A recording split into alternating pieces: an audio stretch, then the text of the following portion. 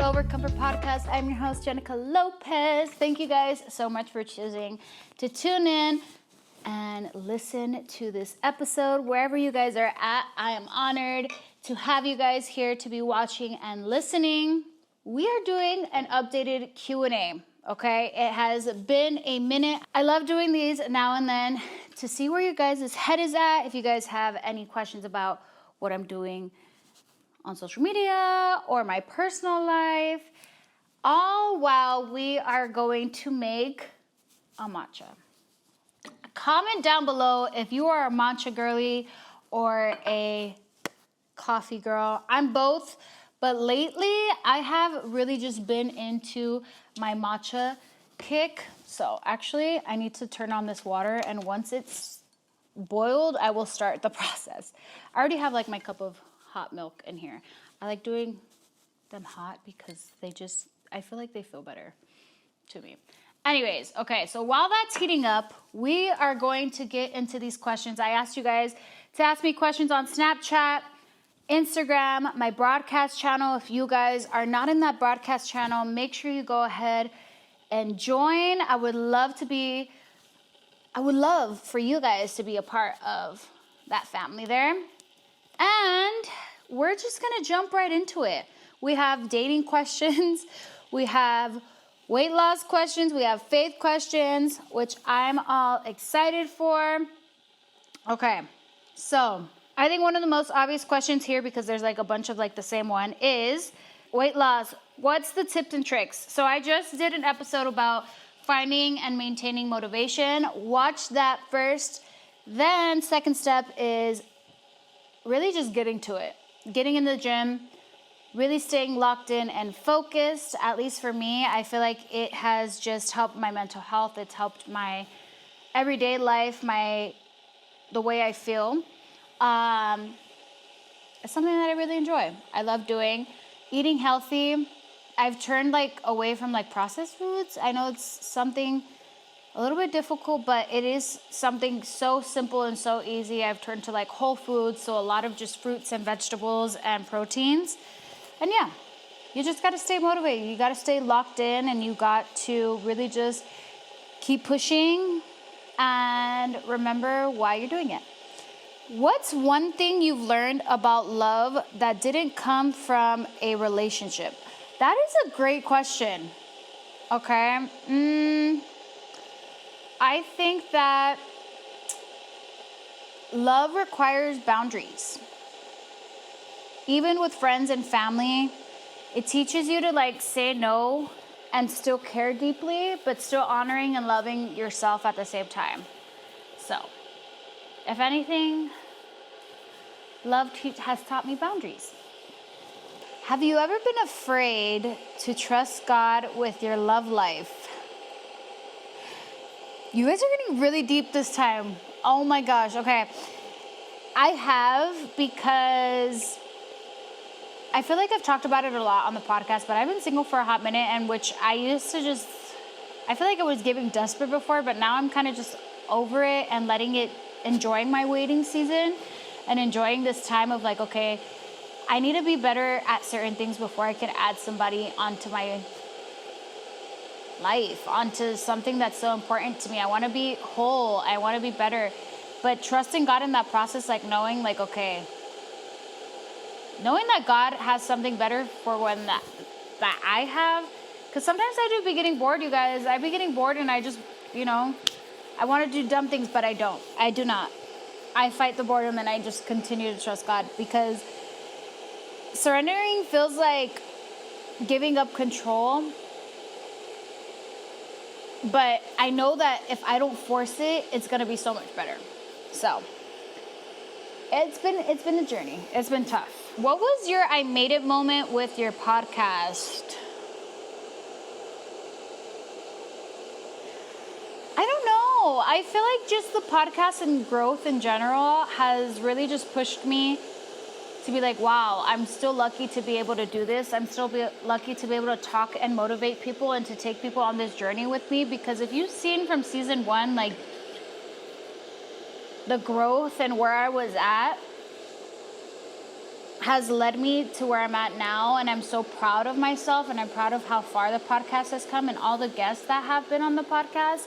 It's been a journey and it's been beautiful, and I'm just grateful for that in general. Do you eventually plan to get more surgery for weight loss? Or why didn't you just get plastic surgery for weight loss? Okay. People love to be a little bit nosy about why I didn't get this surgery or why I did or whatever. But this is why. One, because surgery is expensive. Two, I want to be also proud of myself and be able to say that I did this without having to do surgery. Three, because I just didn't want to. And four, I don't think that I plan on getting any other surgery. As of right now, I don't know, maybe later, maybe after I have kids, who knows? Like, this is what I'm feeling right now. Right now, no. But just a reminder, I have gotten, like, my tummy tuck, I've gotten BBL, and the other, I've got my breast done. So I've done those things. But as far as, like, anything else for weight loss, like, I'm happy with where I'm at now. Obviously, it's still a journey and still things that I have to work on. But I'm happy. I'm happy with where I'm at. All right, we're going to go on a quick break, and we'll be right back to answer more of your guys' questions. Welcome back, you guys. Ooh, the pressure of social media on adolescents to maintain their beauty standard status. Do you still struggle with body image even now? Love that question, which is something that is like a great question because, yes, it's not like necessarily a destination body, like loving yourself and loving your body, but it's like a daily choice and daily decision that some days you have to make that choice to love yourself. And it is so hard. Like, I do deal with body dysmorphia. I do deal waking up on the daily and looking in the mirror and not being happy with what I'm looking at. Some days I look bloated. Some days I just don't look my best. But I have to remind myself of my worth and who I am and that I'm loved no matter what. But yes, I do deal with that. And it is something that I'm working on till this day. And as far as like beauty standards and all that, like I'll look at myself in the mirror and I'll remind myself like, okay, I have nieces. I have people that I want to inspire and have them look up to and remind them that it's not just how you feel on the outside, it's what you feel on the inside. And if you feel loved and if you feel cared for and strong on the inside, then that's all that matters. Would you date an influencer or anybody that you have previously filmed with? That seems like a trick question. I've filmed with lots of people, so you have to be a little bit more specific than that. But as far as an influencer, look, I'm not gonna knock anything that is coming my way or that I feel like is sent from God. I do feel like we both have to be on the same page as far as what we're saying and what we're sharing. I do like my love life or that life to be very private. I saw something on Instagram where it's like public but private, and it's like, yeah, private, but you know that I'm dating somebody. Just to have that line of respect, because I don't feel like everybody needs to be in the business. But I wouldn't knock it. I just, yeah, whatever that means. Okay. How do you balance faith with being real and not overly churchy? That's a great question. I think when I'm speaking in general to God, I just talk to him like a person. He just wants like just an honest conversation, like as a friend, as if like just a regular person. I don't take it super far with him.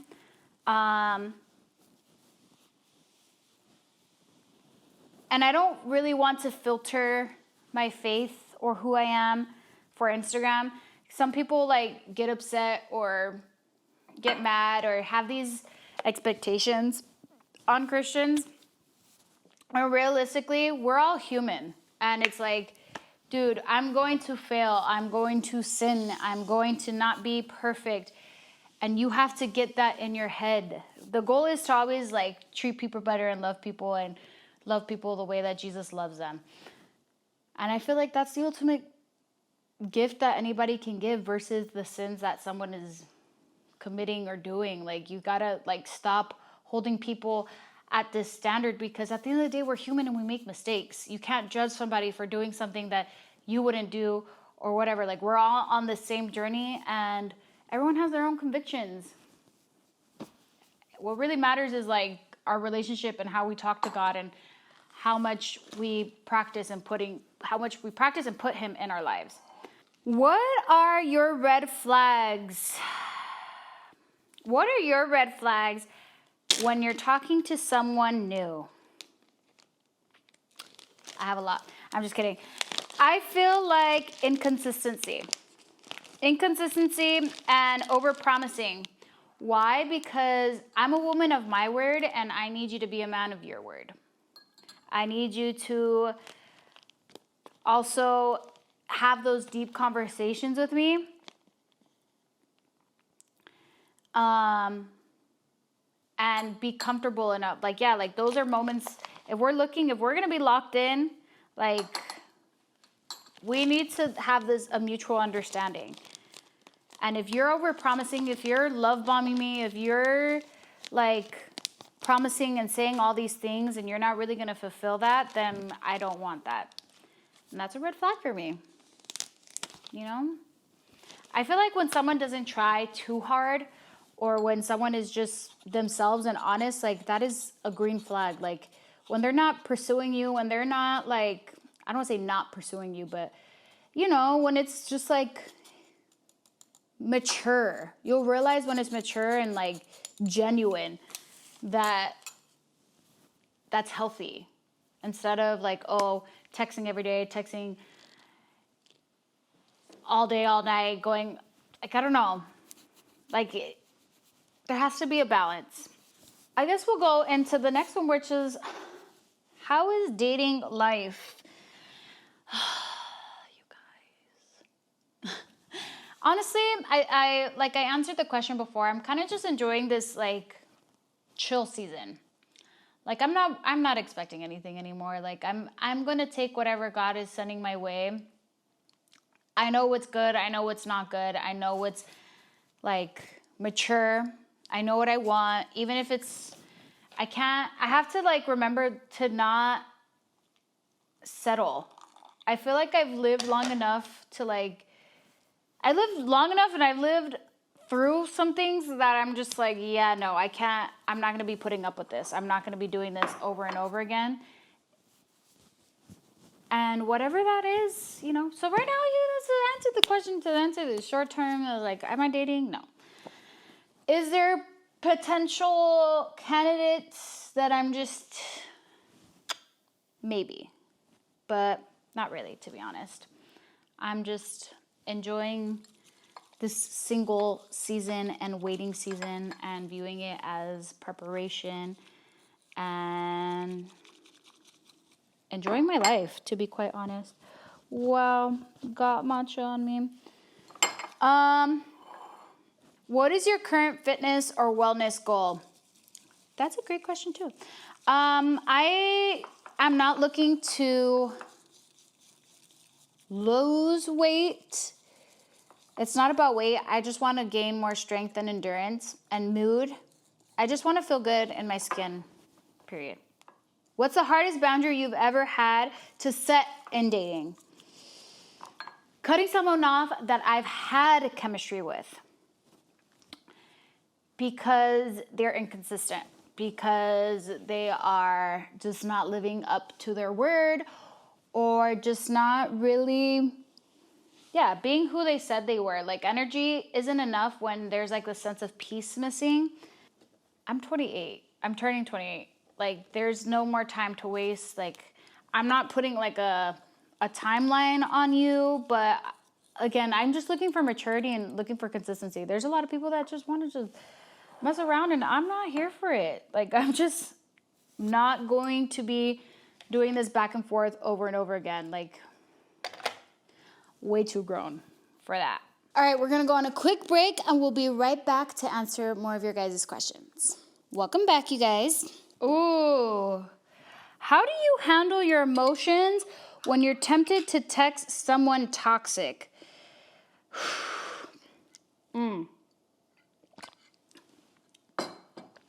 First of all, honey, block him. That's it. No, I'm just kidding. I would write it in my notes instead, and then I would block. Because you know why? What you're feeling right now is just temporary. That sense of just like, oh, I'm upset, I need to text him and whatever. You don't even have to be upset. You can just be bored and want to do it. But it's like, no. Trust me. Blocking them. You know how many people I've blocked? Like, I don't do it to like have bad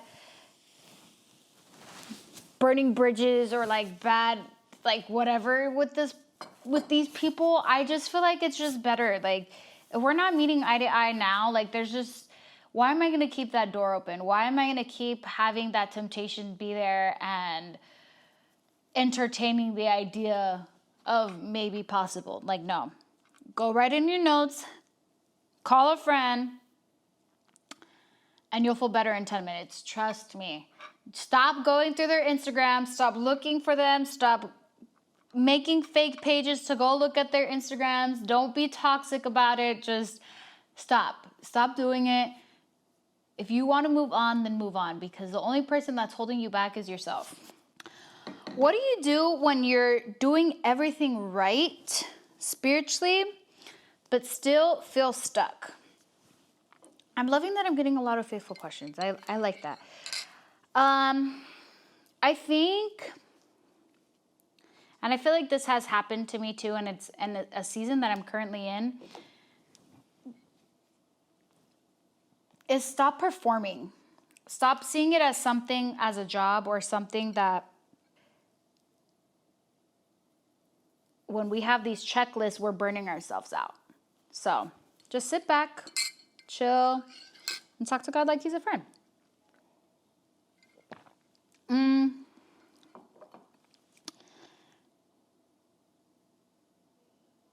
What helped your faith grow the most this past year?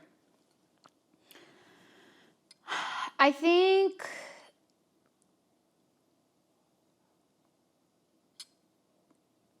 going through situations that have not required, but have resulted in pain, grieving. I think I felt God more comfort from God in those silent moments than I ever did just like when everything was clear and pretty. Like, I felt God closer when I was just in pain and starting to know like, okay, this is what he's trying to teach me and trying to guide me. And you start to fall in love with God more when you just see it as like, okay, all he asks of me is just to be faithful and obedient to him and to trust him. And sometimes that's really, really hard, especially when things happen to like family or close friends or whatever. Like, it's just really, really hard to trust in those moments. But I do feel like that's what draws me closer, and knowing that that's my lifeline. That's what's going to keep me going and keep me alive. Are you still abstinent? Actually, yes, I am. I have been. I have enjoyed it. Honestly, it's just like kind of a weight off my shoulders, especially if like you're a girl. Like, it's just like, okay, I don't gotta trip, or I don't gotta worry about this. No, but really, it's honestly like made me feel more confident in my body. Weird to say. I've enjoyed the peace. I've enjoyed not having like a soul tie. And I feel like I've talked about it with you guys, but if you guys don't know, I do believe in soul ties. I do believe that when you do interchange or have sex with somebody, like whatever that person has been through or the other person that they've had sex with, kind of just really, it does come to you, and then it just turns into that. And I had to realize that after the last person that I was with. And this is very vulnerable and kind of exposing, but it is just like, it's real. Like, I remember like the last person that I was with, that person had just been very anxious and depressed, and then a couple days later, like, I just started feeling that too. And it was weird because I had felt like I let go of that anxiety and of that depression, but it's really true. Like, I didn't have a reason why. And then I just put two and together. And then when I stopped talking to that person, when I stopped doing things with that person, like, it just felt better and I felt like myself again. So yeah, it really does matter, and I'm still abstinent and I'm very proud of it, and I plan to stick to it for a long time, and hopefully the person that I'm with, my partner, can understand that and we can be on the same page about it. I've gotten a lot of questions about my brand Over Comfort and about coming out with my own clothing line, all that stuff. Look, to be quite honest, did I close Over Comfort? Yes, I did. I did. I do not. I kind of did it silently. Look, there's things that are for people and things that aren't. I am happy. I'm grateful for what I did have and what I was able to sell and give you guys. But I don't think selling is for me. I don't think selling merchandise in general is for me. I think that I love being able to communicate and have these open conversations with you guys. But some people do great at it. So yeah, as far as Over Comfort, yes, but there is something new in the works that doesn't have to do with merchandise or selling anything. It's very exciting. So hopefully I get to share with you guys. Would you date someone from a different religion than what you believe? If you guys are Christian, then you guys know the answer. And if you don't, and if you aren't, then you would know, then you should know. The Bible obviously talks about being equally yoked and unequally. Two people that just aren't on the same page do not mesh well. They don't go together. It just doesn't work out that way. So for me, I personally do not think so. Not that I don't think so, it's probably a hard no, where I just feel like, because when you raise kids, when you are like thinking of future plans or whatever, you want to be able to be on the same page. Like for me, like I want to be able to present my kid. I believe in baptism. I believe that they should be raised in the Christian faith. I don't believe that they should be raised in the Catholic faith, where they believe in the saints or getting baptized when they're kids. All that. Like, all that matters when you're raising kids. And those are foundations that you need to have and set before you, like, commit yourself to somebody. Those are the uncomfortable conversations that you need to have and to know, like, okay, is this person for me or not? Okay, last question so that we can wrap it up. What's your biggest glow up moment? Physically, mentally, or spiritually? I'm going to say all the above. I think each one has its own personal year. I feel like last year was my mental glow up. I feel like I really healed myself mentally, my anxiety. And this year definitely has to be my physical and my spiritual. I got baptized this year. I'm looking the best that I ever have in my life, which I'm grateful for. I'm just happy with life in general. I feel like once I've really set myself goals and really set my eyes on God and really realize, like, okay, the importance of just taking care of yourself and who's feeding into you and what you're doing on the daily really matters. It's just helped me. It's helped me just enjoy life for what it is. I have a great circle. I have great friends. I love going to church. I love the church that I go to. It's not toxic. I don't feel betrayed. I don't feel like I'm getting hurt there. My relationship with God, more than anything outside of the church, is great. I just feel like, once you start putting things into perspective and you start seeing life differently and you start seeing it the way that God wants you to, you start just seeing everything beautiful, and life is great. And I'm just grateful to be in this position, to be able to have the knowledge, to be able to speak to you guys, to have a better platform, to encourage and to motivate you guys.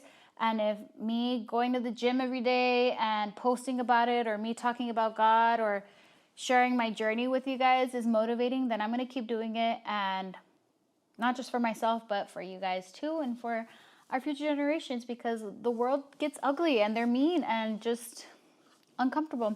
But I'm here to just remind you guys that life is beautiful and you can have the same glow up or experience that I have had. And yeah, so without further ado, we're gonna do our Bible verse of the day, just so that we can all stay connected and enjoy it. Ready? Bible verse of the day is 1 Peter 5:10.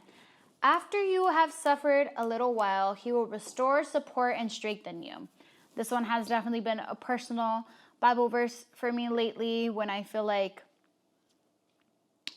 I've been through so much and experienced a lot. I always have to go back and remind myself that God is going to restore me, strengthen me, and support me.